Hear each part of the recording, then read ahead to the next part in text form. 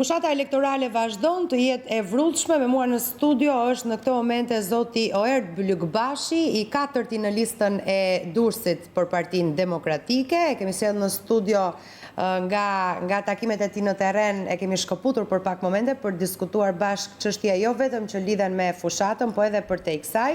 Faleminderit që erdhët në studion e lajmeve, zoti Bylykbashi. Unë do doja ta nisja në fakt nga lajmi që prodhoi kolegji zgjedhor, i cili vendosi që në fletët e votimit subjektet politike të mos jenë me emra, por me numra. Thënë kjo tani në fushat po loboni për numrin konkretisht? Ju penalizon në një farë forme kjo apo jo?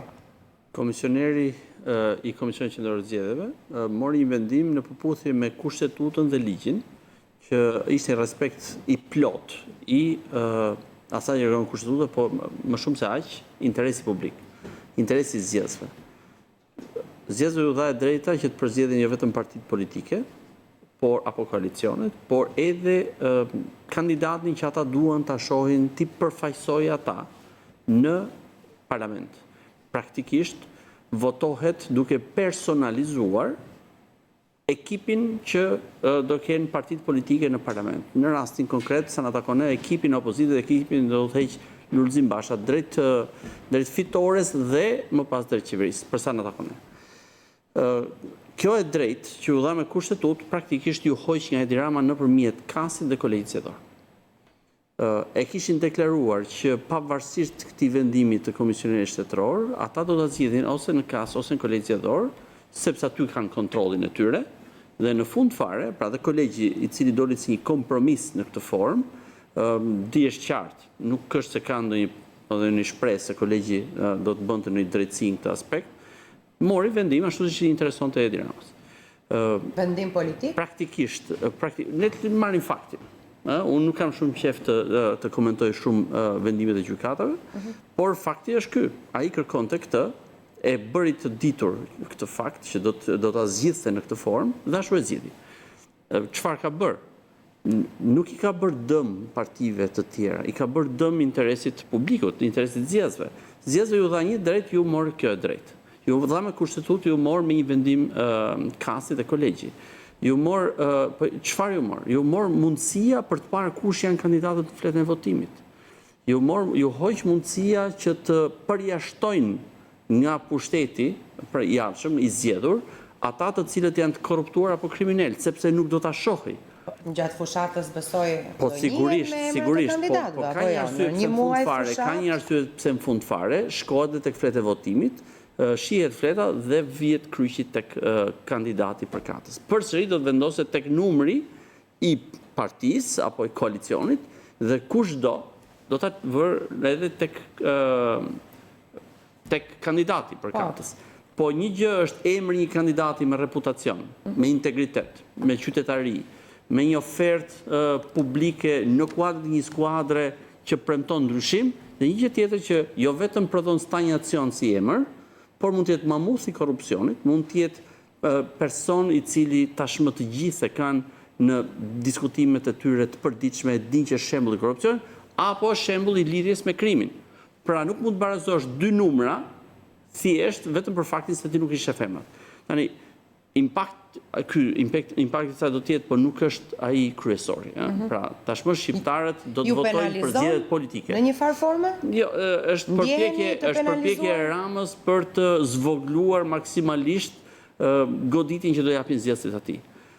Por nëse zgjedhësit nuk do të jenë në gjendje të identifikojnë dot emrin e kandidatit, do të kenë vështirë këtë, në fund fare, gjithsesi aty është Partia Demokratike, Aleanca për Ndryshim e shkruar e zezë mbi të bardhë, me një logo fare të qartë, e cila përfaqëson atë që Lulzim Basha propozoi, një program që çon drejt ndryshimit. Krijojnë kakofoni për zgjedhësit apo jo? Nëse kemi zgjedhur listat hapura, duhet pranojmë që listat e hapura kanë këtë vështirësi. Ja, ka pas vështirësi Suedia, Belgjika dhe vendet e tjera.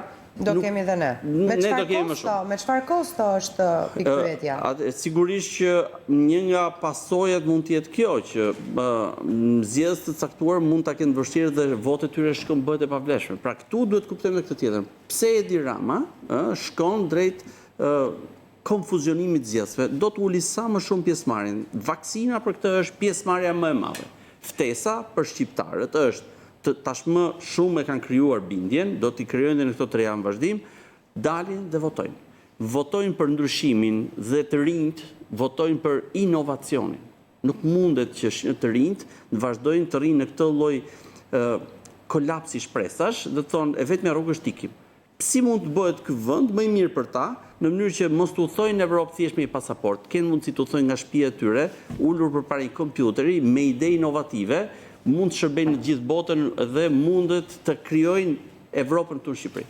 Besoj këto e keni ndeshur edhe në takimet që keni patur gjatë fushatës tuaj elektorale. Në mënyrë konstante, ne ndeshim nevojën për ndryshim tek njerëzit në fushat, dhe po ashtu siç ndeshim tek të rinjt kam ndeshur dëshirën që ndryshimi të jetë në përputhje me gjeneratën e tyre, një Shqipëri e një epoke tjetër.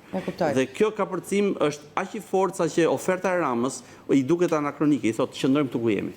Do jetë në Durrës një betejë e fortë? Sigurisht, Durrësi ka qenë gjithmonë një betejë fort. Unë jam fare komod me faktin që Edi Rama është aty, sepse do shihni Edi Rama do të jetë jashtë listës fituese të Partisë Socialiste, do të futet duke ka përcyer, jam i sigurt për këtë pjesë, por do të jetë një humbje, sepse në llogaritë tona, me atë që shohim, Partia Socialiste nuk merr më shumë se 6 mandate në qarkun e Durrësit. Opozita do të shkojë në 8 mandate, do të jetë një përmbysje në krahun tjetër. Durrësi e ka treguar këtë, sa do betejat forta, si në 2005, nuk ka qenë lehtë betejat 2005-s, të 8 mandatet e Durrësit u morën, ishte majoritari në atë kohë, u morën nga Partia Demokratike, nga koalicioni i saj. Kështu që në 2017-ën? Në 2017 është dosja 339. Pra kush u çudit për dosjen 339, ne kishim parë me sy prezencën e bandave dhe organizatave kriminale, janë aty, janë të angazhuara.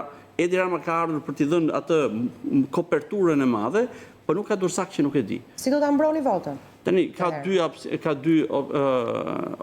dy momente. Mbrojtja politike, angazhimi i Partisë Demokratike dhe opozitës është maksimal, duke filluar nga komisionerët me integritet deri tek puna që do bëjmë për ditë. Do të ketë denoncime, ndërkohë që po bëjnë gati denoncime për ata që ne i dimë që po bëjnë shitblerjen e votës. Aktualisht? Po sigurisht.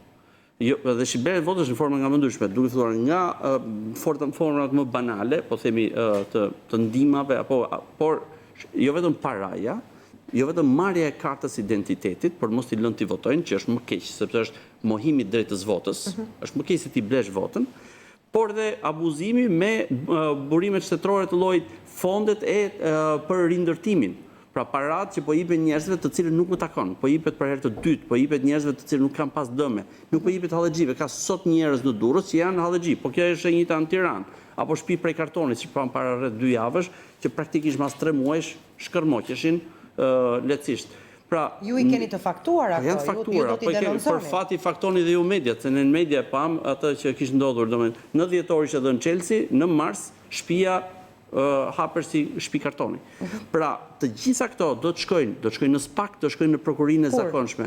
Ne po i bëjmë gati. Tani, po sigurisht, po gjatë ditëve të fushatës elektorale ka fjalën. Mund të bëjmë edhe kallëzimin penal mbas datës 25. Po SPAK-u pritet veproj sot, të godas sot, përndryshe nuk i duhet askujt më SPAK.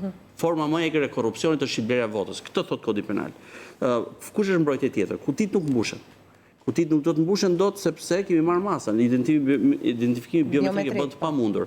Ke 400 flet votimi aty, duhet të kesh 400 gjurmë gishtash të ndryshëm. Kush e tenton, do shkojnë në burg. Është e padiskutueshme. Do të filmohen me kamera në qendrën e votimit, të gjitha qendrat e votimit. Do ketë kamera ku të filmojnë komisionerë që mos çohen të bëjnë presion. Dhe punonjësi administratës që kanë qenë në trysni deri në këtë moment, do ta shohë që në sekretin e tij ka mundësinë t'ia japi alternativës ndryshuese. Pra Partisë Demokratike. Pra janë marrë një seri masash, ashtu siç dhe rinumërimi votave shumë i thjeshtë, e përjedhoi ata që shkojnë me idenë që do të bëjnë do manipulojnë numërimin, është e kotë sepse do rinumërohen më pas shumë thjesht. Pra,